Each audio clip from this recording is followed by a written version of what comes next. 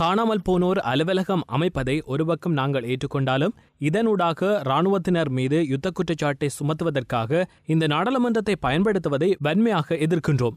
தெற்கில் பிரேமவதி மனம்பேரி என்ற பெண் ராணுவ சிப்பாய்களால் துஷ்பிரயோகத்துக்கு உட்படுத்தி படுகொலை செய்யப்பட்ட போது இந்த நாட்டின் சட்டத்தினூடாக தண்டனை வழங்கப்பட்டது. வடக்கில் கிருஷாந்தி கிருஷ்ணசுவாமி படுகொலை செய்யப்பட்ட போதும் இந்த சட்டத்தினூடாக தண்டனை வழங்கப்பட்டது. தெற்கில் சூரியகந்த மனித புதைக்குழியாக இருக்கட்டும், வடக்கில் செம்மணி படுகொலையாக இருக்கட்டும், இவற்றுக்கு இந்த நாட்டின் சட்டத்தில் நீதி பெற்றுக் கொடுக்கப்பட்டது. எனினும் இதற்கு முற்றிலும் மாறான முயற்சியே இன்று முன்னெடுக்கப்படுகின்றது.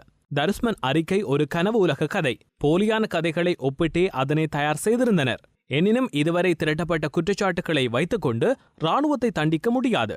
ஆனால் ஐநா மனித உரிமைகள் பேரவை ஆணையாளர் அப்பேரவையில் முன்வைத்த பரிந்துரையில் 36வது பிரிவில் ஸ்ரீலங்கா இராணுவத்தினருக்கு சர்வதேசத்தில் எந்த ஒரு நாட்டிலும் போர்க்குற்றச்சாட்டு தாக்கல் செய்து தண்டனை பெற்றுக் கொடுக்க முடியும் என கூறப்பட்டுள்ளது.